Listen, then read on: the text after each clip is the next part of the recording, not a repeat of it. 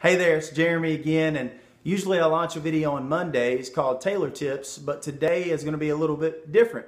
I decided to use a video to answer a question that I frequently get, and I thought, hey, how cool would it be to be able to knock this out, share 5 things that tie into this particular thing that people ask about so often, and that way it could be shared multiple times over. People could revisit it if they choose to. And hopefully it would be a timeless tool that if someone is considering the option of becoming a speaker and encouraging others and doing that for a means of income as well, then it could help them answer some basic questions, and it could either encourage them along to continue down that path, or it could be something that says, hey, this doesn't look like it's for me, and that's okay, right? But either way, I hope that this provides some insight and some clarity for some people. And this doesn't mean that I don't have the time or I'm not willing to answer this question one-on-one. I just thought that this would be an effective way, and we could leverage time and the tools of social media to do so. So that question is, people often ask me, Jeremy, how did you become a speaker? Or usually it's framed up in, how did you start speaking? Or, sometimes people ask, how did you know you wanted to?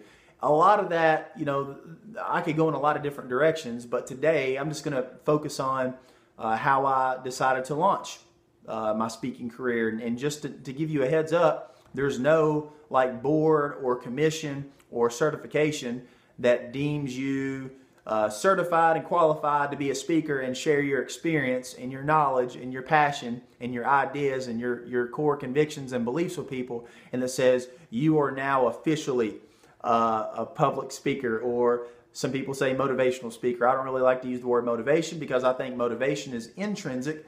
I like to use the word inspirational speaker, right? I like to inspire people to grow themselves, to implement positive change in their life, to continue pressing forward, moving the ball down the field in order to become a little bit better so that they in turn could also add even more value into the lives of other people. I just want to help people reach their potential. I literally, at the grassroots of this whole thing, here's who I am. I'm just the guy that likes to help people grow. I just love encouraging people. It's something that I've always been passionate about. I've never claimed to be the best of the best. I'm certainly not the most polished speaker that there is. I'm growing every single day, but I absolutely love doing what I do. So here's the number one thing. Speaking of doing what I do, I realized that the number one component of becoming a speaker was that I realized I was already doing it to some capacity. If you know me, then you know my past or my credentials in being a public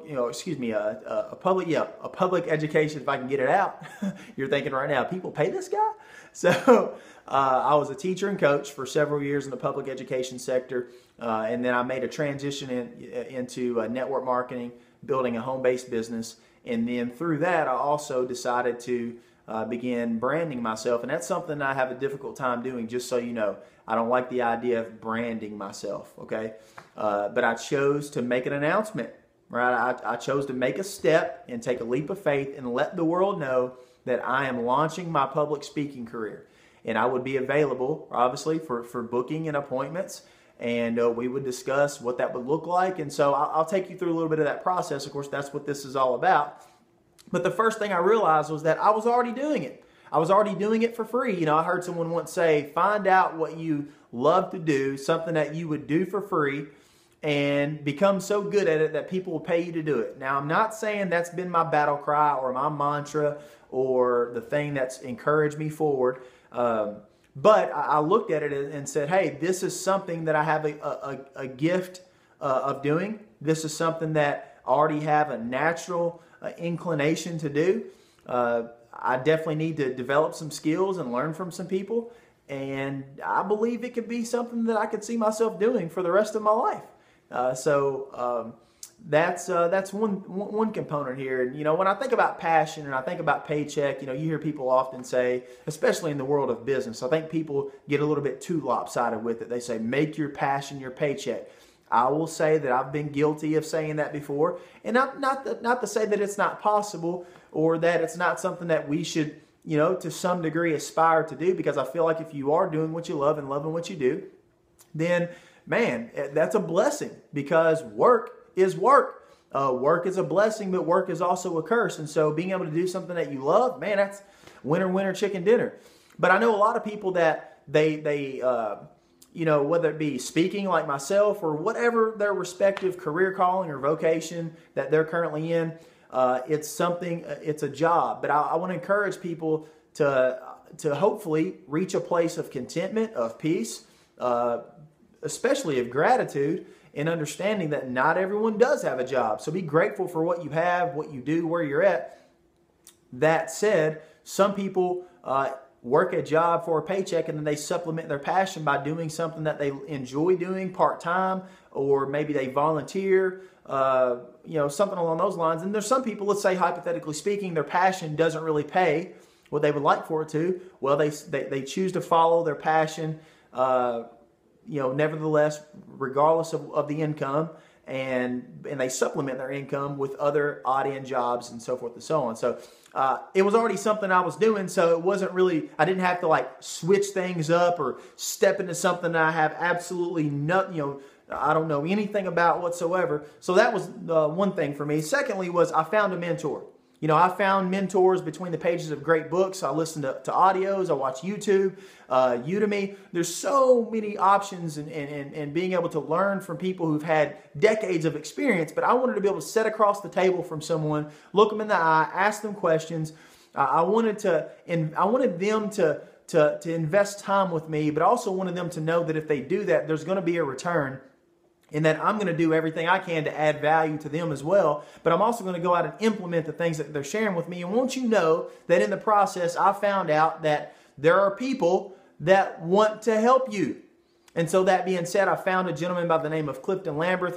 He's walked alongside me and taught me a lot of the things that he's learned. The reason why I consider him a mentor is because he embodies the same things that I aspire to embody in my life, the same core convictions, belief system, and I feel like he does what he does with integrity and with credibility. And so he's someone that I've been able to develop a great friendship with and learn from.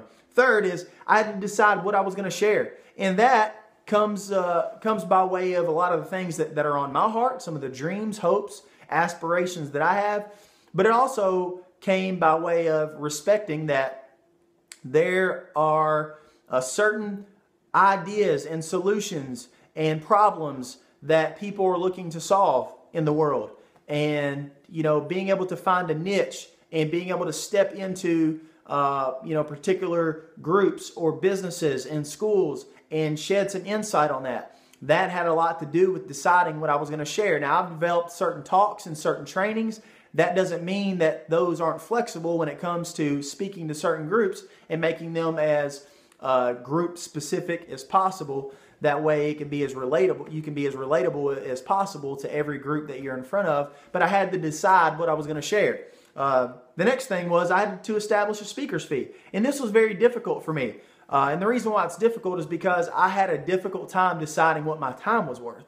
And I hate to say that because I really don't even like talking about this. And the reason is because I think it sounds selfish. I don't ever want to be narcissistic, egotistical, or sound selfish or tell someone that I deserve this amount of money. But I did hear someone once say that if you make yourself valuable to the world, you can set your own price. And yeah, that's true to a certain extent, I guess, because I've been able to charge more for speaking engagements as I've grown a little bit, because here's what I had to do. I had to respect the fact that I was a rookie. I was new to the game. I wasn't very polished. I really didn't know a whole lot about what I was doing. And so getting started, I had to respect that. But I also had to respect the fact that it's going to look, the speaking fee is going to look different for different groups. Example, a public school, their budgets look a little different than a large manufacturing facility who has a budget set aside for leadership growth and training, okay? And so thinking about things like the prep time that it takes to prepare a talk, travel time, lodging, meals, size of the group that you'll be training and talking to. Will it be a keynote address? Will it be a breakout session, a more intimate training? So there's a lot of different things that tie into it. But the cool part is that there's some flexibility, and based on relationships and networking with people, you're able to reach an agreement that respects budgets, but also respects my time as being an entrepreneur and working from home, and understanding that. But also, here's another thing, that if you don't charge appropriately, then people won't really respect or consider your material or your content valuable. So there's a lot of different complexities to that, and of course, in a one-on-one conversation, I can break that down a little bit more. But just to give you an example of how that works in different situations, I'm in a conversation right now with the principal of a school in Florida. That's a lot of travel time if it's drive time, but also traveling is costly, whatever way that you travel. And so we're talking about an opportunity to speak to several schools while I'm in the area that would then lower the cost for each of them.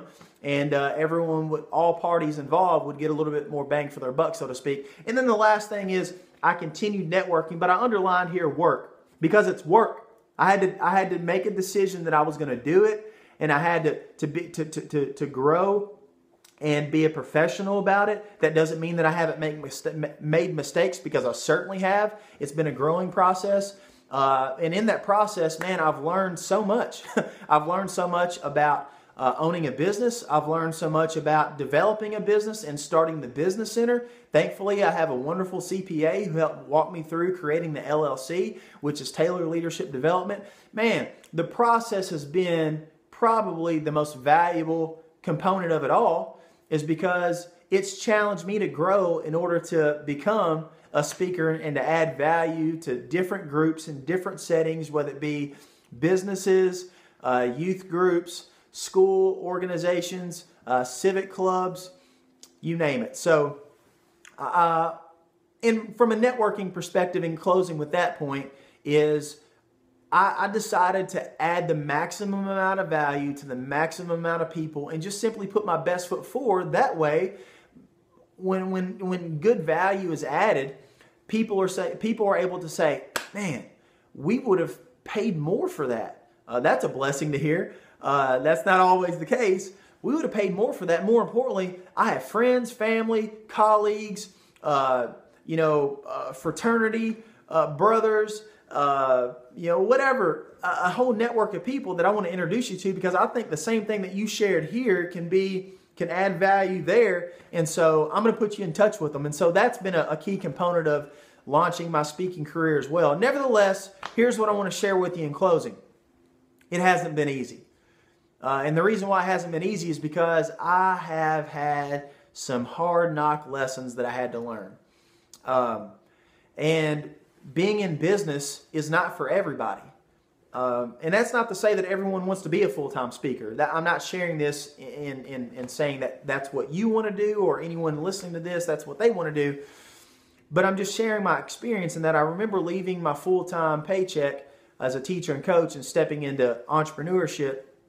And I remember a time when things didn't look very rosy. I didn't understand, or I didn't know if I would be able to make this work financially.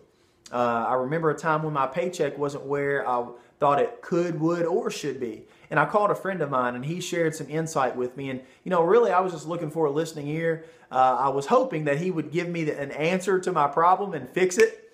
But he didn't give me money. He didn't give me a lecture. What he asked me was something that I honestly didn't think he'd ask me. He said, would you go back and read The 21 Irrefutable Laws of Leadership by John C. Maxwell, and when you finish it, will you call me back? And I did that. And I remember how that really helped me focus on the main thing, so to speak. And what I mean by that is the main thing is not about me. And I think about Christ, and when he entered the world, how he flipped leadership upside down on its head and taught us that the one who would be considered the greatest is the one who made himself the lowest in society. The one who came as a ransom for many, came to serve and to not be served. And that really spoke to me. And my mentor said, Jeremy, if you focus forward, if you trust in your ability to figure things out, but also you trust who's in control. and you go out and do what you know you're supposed to, do what you can with what you have, where you're at, and just trust in the process, then know that things will have a way of working themselves out. If you feel as if this is a passion of yours and you think that this is what you want to endeavor to do to make a difference in the world, and I chose to do that. And so I hope that encourages you today. I hope that answers that question, 5 things that helped me launch my speaking career. And you know, the thing that I want to end with is that I really just work to be as humble as I can, as kind as I can, but grow myself as a business person as well, and to do business in a biblical way that honors everyone involved, but also lets people know that I'm serious about doing what I do, and that this is not only a passion, but it also is a paycheck, and that the rest would take care of itself. So that being said, I hope this message today and these 5 tips find you well and serve you well. Remember, to dream is to do. Nothing happens until something moves, and if you're not having fun, you're not doing it right. We'll see you next time, whether it be Taylor tips or by way of answering a question. Take care, guys. Hey guys, it's me again. Thanks so much for checking out my latest video. And would you do me 2 favors? One, if you like the content here, subscribe to my channel so you can continue to get all the fresh updates as I drop new content and new videos, Taylor tips, and answer various different questions, and even some content with my lovely wife Jayla. And number 2, go to my website, jeremyataylor.com, browse around, submit a contact form request, and just introduce yourself. I like to get some feedback on my website, learn what people like best about it. But also, you'll have an option there to subscribe to my mailing list. And so by doing so, I'll give you a free gift. I just recently published an ebook called The 5 Reasons Why You Need a Mentor. Now, I'm not saying that that mentor has to be me. I'm just saying that in order to get where we really want to go in life, everyone needs a mentor. Everyone needs a great coach. You know, no one really achieves greatness without intentionality. And certainly no one become their best by accident. So why not learn from people who have decades of experience, maybe growing through some things in their life that can help you avoid some mistakes along your way and potentially expedite your growth. But at the end of the day, as we travel down the road of significance, it certainly requires throwing the rope back, so to speak, and helping someone else up along their way. So that said, take care, and we'll see you next time.